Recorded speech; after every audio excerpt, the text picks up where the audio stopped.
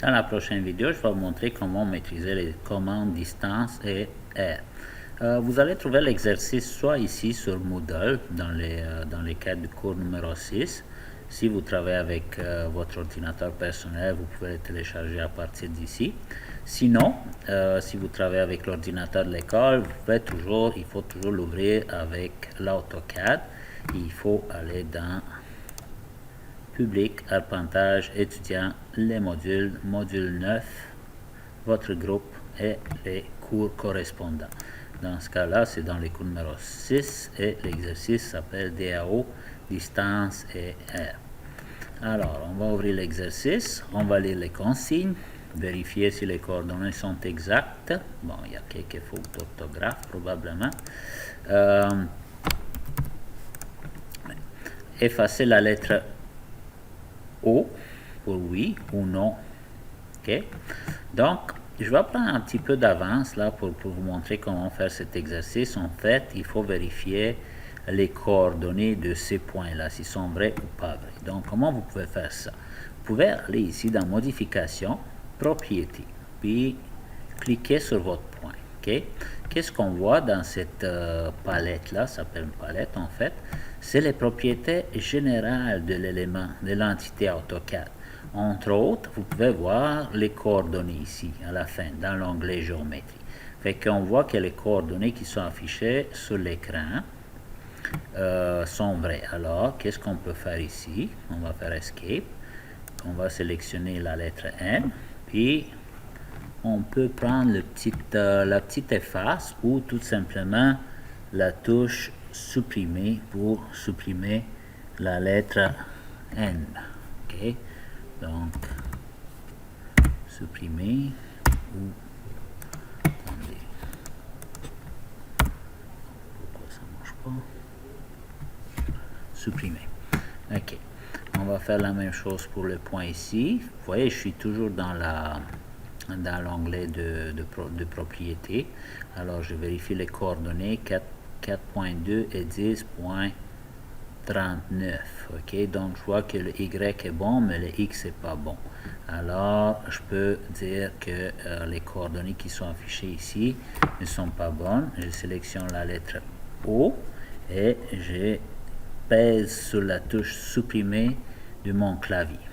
Ok, ensuite je continue. Les coordonnées de ce point-là, 2.7, 9.46, donc je peux garder la lettre oui, c'est vrai, j'efface la lettre N. Les prochains points, 4.53, donc je peux garder la lettre oui. Faites attention là de désélectionner votre point avant d'effacer la lettre N, donc il faut faire Escape, ok. Ensuite, les points... ici les coordonnées sont pas vraies, donc je fais Escape, je sélectionne la lettre O et je fais supprimer. Ensuite, les points qui se trouvent ici, les coordonnées sont bonnes, donc je garde la lettre O. Et ainsi de suite. Bon, la prochaine étape, je peux faire même en fenêtre de propriété.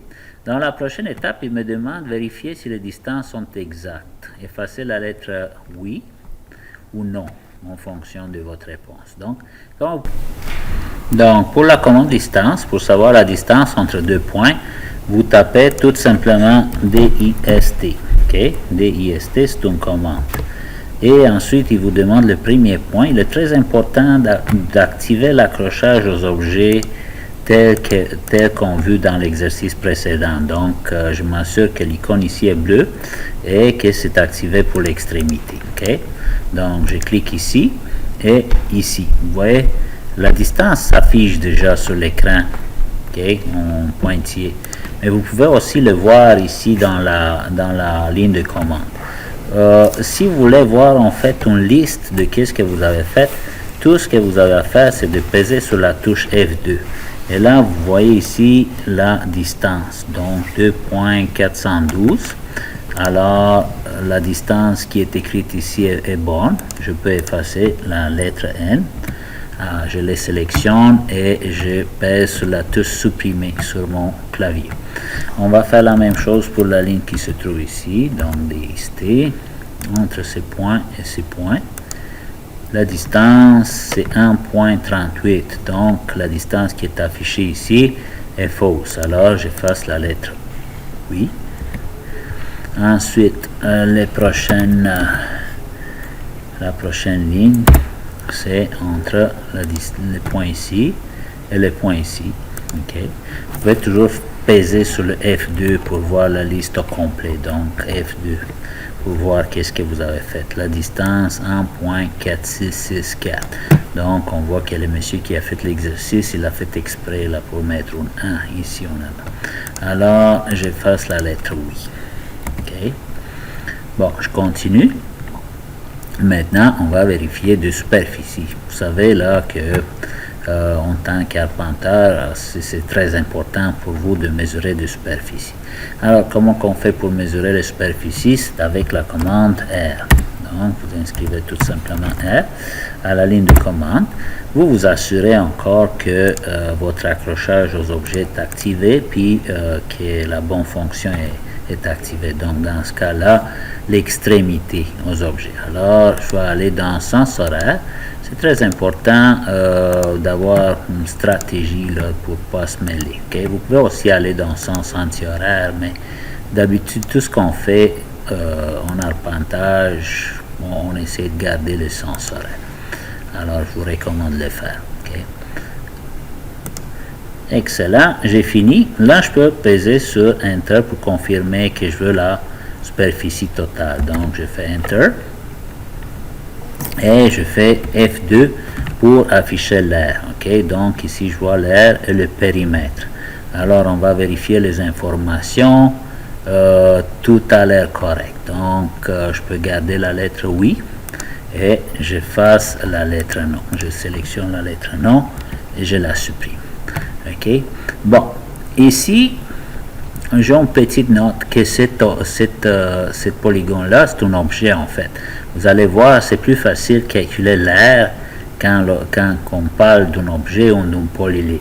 Alors, tout ce que j'ai à faire, c'est de cliquer sur mon objet, aller dans Modification, Propriétés, puis les propriétés de mon objet s'affichent. Et voici ici dans l'onglet Géométrie, vous allez voir l'air et le périmètre en fait, la longueur qui appelle ça. Donc, on voit que l'air est bon, mais le périmètre n'est pas bon. Alors, qu'est-ce qu'il va faire? En fait, même l'air, je vois qu'il y a des petites erreurs. Donc, dans ce cas-là, qu'est-ce qu'on va faire? Soit on peut faire une vérification juste pour valider à 100% avec la fonction R.